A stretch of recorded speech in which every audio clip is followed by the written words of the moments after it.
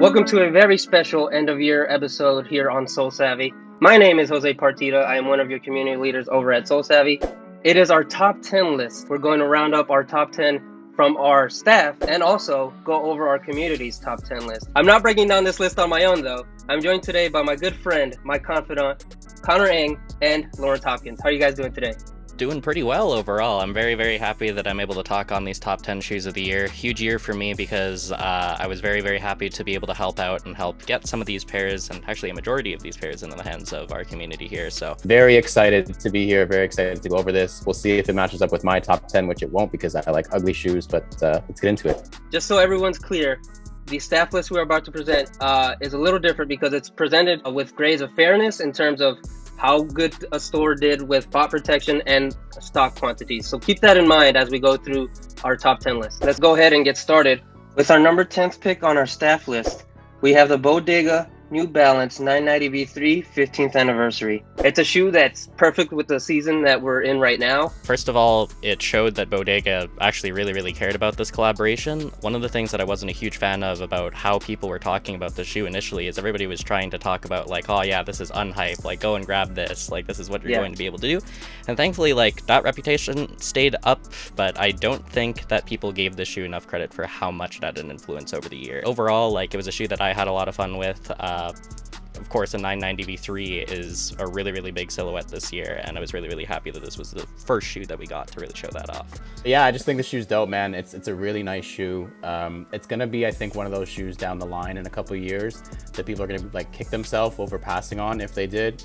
So yeah, I'm happy I picked up a pair. The colors are great, the tones are perfect. Bodega is one of my favorite shops just in terms of how they do things and how it's set up and their whole brand storytelling. So yeah, shout out to Bodega. I love that shoe.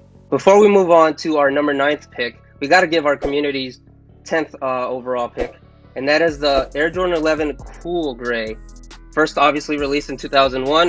I think it's seen its second retro since. It's been over 10 years, I think, since we've seen them. I was honestly kind of impressed when I got these in hand. I think overall, though, the thing that's very surprising to me, especially considering that this was a community pick, is the fact that we ended up seeing it as high as we did. High up as far as like 10th on the list as we did. This felt like a very exciting release. There's definitely the context or anything else, but it definitely felt like it was almost a little bit more subdued than we've seen with previous Jordan 11 releases. I'm going to say I agree with Connor. I think maybe a couple slots higher I expected, maybe like 7 or 8.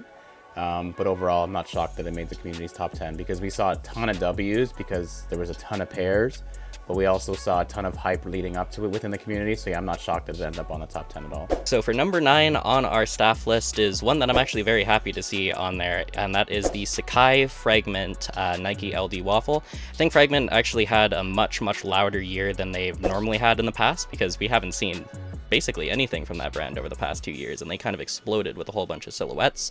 Again, just to kind of remind everybody as far as how we do our staff picks, is it is graded on fairness as well as stock and bot protection as well, and that was something that I wanted to give just the Sacai LD Waffle a lot of credit for this year, just because of the fact that a lot of people were able to get into it for the first time, and it was the biggest surprise for us that Sacai Fragment Waffle in both colorways was stocked as well as it was. It's really crazy to think back at just like 3 years ago where this shoe was just not obtainable. Like you just had to have the best of luck or resources, right, to just be able to grab an LD Waffle, and these like literally opened the floodgates to the year that we were about to have.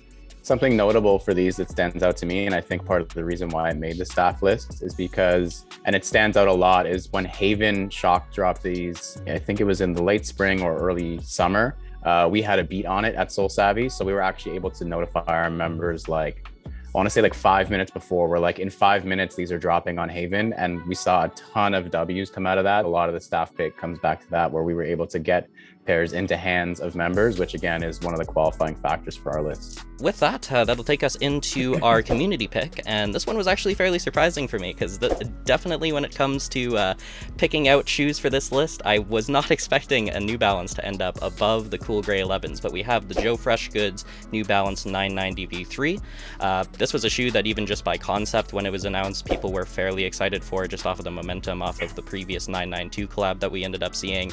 And overall, I could definitely see their excitement for that. There was a lot of opportunities to be able to grab these as well, thankfully. So we'll get a chance to be able to talk these out in a little bit more detail. But yes, at number 9 for our community pick is the Joe Freshgoods New Balance 990 V3. Staff pick for number 8. Kind of shocking, and honestly one of like the forgotten pairs of the year, unfortunately, and one of the biggest hype like driven pairs coming into the year, because this shoe has been rumored to release for like, I want to say at least 5 years straight. I think every single year we hear it's come back, and it finally came back, and that shoe is the Air Max 90 Bacon. It was the Air Max Day release for 2021. Again, finally re-released after its first initial release in, I want to say like 05, 06. It's been a long time coming. And I think it's forgotten because there were so many pairs. I freaking love this shoe. I'm glad it came back. I feel like there might be a little bit of recency bias on our list, but I'm glad these weren't forgotten throughout the course of the year. Just as far as the Bacon goes as well, I love this shoe. I think as far as a good Air Max shoe coming out, that's great. Like, again, it's this mythical, like, never thought we'd be able to buy this again. But I think the big thing that I want to give this shoe more than anything else is the fact that it kind of saved Air Max Day and kind of saved that entire of Air Max month for me as well. It seems like Nike's kind of been coasting on autopilot for that for a little bit, and it definitely hasn't felt as special to kind of have an Air Max Day, but they absolutely nailed it this year. Community pick for number 8 on the list is the ALD New Balance 550.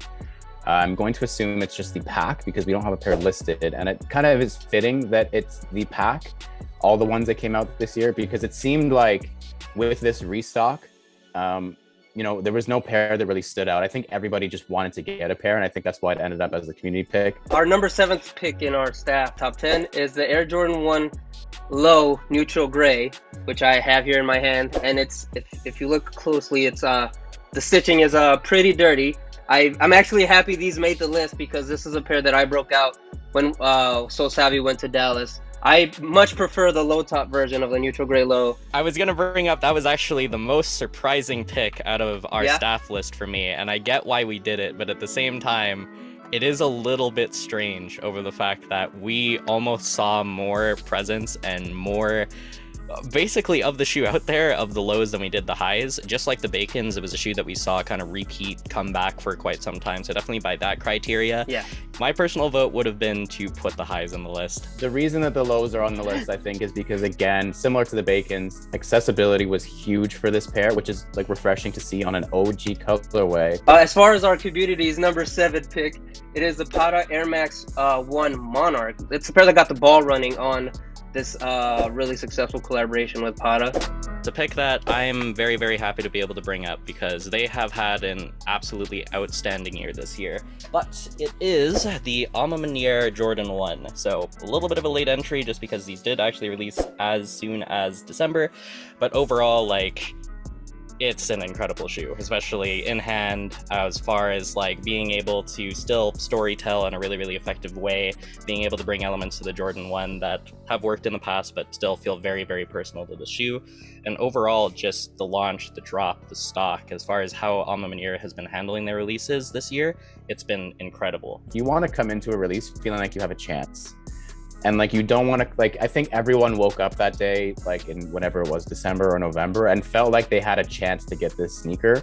And another aspect that neither of you guys mentioned, essentially, if you went into their store for their in-store raffles, you had a high, and not only high, a very high percentage chance of actually hitting on their in-store raffle. They really took care of customers who put in the extra effort to go in-store to grab them.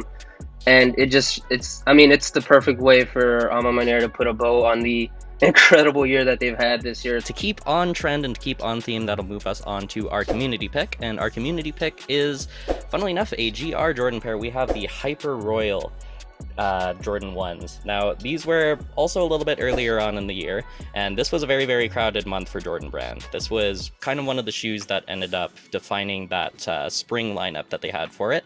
And it was a little bit of a controversial one, and it is mainly because of a shoe that we'll see coming up a little bit later on the list. Coming in at number 5, the New Balance 990 V3 in collaboration with Joe Freshgoods. outside close collaboration. Incredible hype leading up to the release. Everyone was extremely excited for it. The rollout was very, very cool. The apparel selection to go along with it was so good. The release methods that he went with were really good, surprisingly good for what we were expecting. And yeah, he knocked it out of the park. The shoe is amazing. This was a shoe that even just by sheer concept this year had a ton of momentum. Didn't even matter which New Balance model he ended up picking, but I'm very, very happy that it was the 990 V3. And overall, I think it ended up being quite a bit different than a lot of people may have been expecting as far as the color blocking and what we actually ended up with. It is jarring the amount of details in this shoe, whether it's the box or the writing inside the box or outside clothes written on the back of the shoes or whatever. Like, there's so much to look at with these shoes. The community pick coming in at number 5, as very, very, very heavily alluded to with the number 6 pick, is the University Blue Air Jordan 1 High coming in at number 5 as voted by the community. And I think this is kind of poetic justice for me, at least, because in my mind, the Hyper Royal and UNC are honestly interchangeable in my mind. So it's very fitting that they come 5-6 back to back. But again, a testament to the end consumer showing what they really appreciate and what they really want. Numero cuatro is the Social Status Nike Dunk Mid Strawberry Milk. This shoe is very nice. The material usage is just it's all over the place. There's different materials throughout the whole upper of the shoe. Biggest thing I want to highlight with this is, as a full package, the shoe really, really sold. Like, off of the fact that it had that big uphill climb as far as being a dunk mid, and a lot of people wondering, okay, like, why? People were seeing those early images of the lows and wondering, like, okay, maybe I'm a little less hyped on this shoe. But then after seeing it all kind of come together, from the box to the paper to the coin purse to everything else, it was a shoe that I think had probably my favorite overall package that ended up coming out with it this year. I mean, I think it's a testament again, it was the year of a 550 and it was the year of the dunk. And it's a testament to how good this sneaker is that this is kind of at the top of the mountain in terms of dunks. So now let's go into our community's number 4 entry. It's the Para Nike SB Dunk Low. I mean, to me, this was no doubter on the list. It's probably my favorite SB that came out this year, and I'm really happy to see it slotted where it is. Number 3 pick for our staff list. It is going to be one that's pretty familiar, and I thought I would bring out the box for it in this case, but it is the other colorway of the Social Status Dunk. So this is the Chocolate Milk Dunk. For those wondering as far as why both of them made the list, they were a staggered release, so we did not end up seeing one release happen before the other. This was a pair that ended up coming up first. And then finally, the actual shoe itself. Again, it is my favorite package that they've kind of released with shoe this year, because it definitely kind of helped tie the whole message of the shoe together. I actually didn't go after these. I was assisting some of our members, and when I got them in hand, when I got that assist in hand, I immediately regretted not going after these. Yeah, there's not much more you can say. We just went over the Strawberry Dunk, and it was a very, very similar release to that one, if not more accessible, which is why it's a touch higher on the list. And yeah, again, another flawless victory by the Whitaker group. With that, we'll move on to our community pick, and this is one that I'm not surprised to see on here, but also it's not a shoe that I personally have a lot of fondness for. We do have the Travis Scott Fragment Air Jordan 1 lows that ended up showing up here. Again, a big surprise over the fact that these showed up over the highs. Number 2, this is stressful, and honestly, really, really happy that I get to present this pair because it is in my personal top 3 of the year. I had it at number 3 personally, but we can get into some honorable mentions later. And that is, as we mentioned earlier, the Pata Monarch Air Max 1. I was really on the bandwagon from the beginning. I really went to bat for these on Saturday Night Live. So I was really, really excited to see them come out, like, just flawlessly executed. The bullet toe just is... Man, the shape is perfect. The shoe is perfect with the cream laces. It sets the whole thing off. Definitely as far as probably the most simple change to the silhouette, while still letting it kind of like exemplify the things that people loved about it. That's what I loved about pretty much this whole Pata rollout of the Air Max. There was a lot of love for Air Max. There was a lot of love around kind of crafting something that stayed true to the original, but still keeping their trademark on it. And even just from like the original promo images, seeing that mudguard switch up, like, again, you can tell when a master is at work because they can make that subtle change and it just feels like it's theirs, and that's definitely what the Pata Air Max ones ended up feeling like this year. The community pick coming in at number 2, a little bit shockingly, but also a little bit not, is the mentioned at number 6 on the staff list, the AMM Air Jordan 1. But again, I think a lot of it has to do with waking up on release expecting or hoping or thinking you have a fighting chance to take a W, and you really did on this day, and a lot of people in the community did. All right, let's move on to Connor is going to give us some staff honorable mentions that just barely did not make our top 10 list. Absolutely. And we got quite the list here because, if anything, it speaks to how good of a year this is over the fact that we weren't able to include these. But starting out with the SoleSavy New Balance 574 yurts. Definitely one of the more unique pairs this year and probably one of the more challenging pairs as well. Moving on from there, we also have the undefeated Dunk versus Air Force One pack. So as far as this goes, you can really pick any one of them. But just as far as where my personal honorable mention would go, it would probably be the second pack with the Air Force One specifically that dropped with those. Moving on from there, this was very, very early on in the year, so that's why some people kind of tipped the edge on whether or not this was a 2020 release or 2021 release, but we have the Notre Dunk High pack. Definitely one that I think got a little bit forgotten in the mix just because of how early we ended up seeing them, but really, really high praise for it. Love the way that they played that swoosh with their logo. Love the way that the materials and everything else came out about that. And on top of that, pretty good release as well. We also have the Air Jordan 4 Lightning inside of our honorable mention list. This is definitely one that Lawrence was swinging a bat for. And overall, just like we had with the rest of the shoes on the list, had a general theme of being able to grab them kind of throughout the year after they ended up dropping. And finally, we have the Yeezy Foam Runners in the staff honorable mentions here.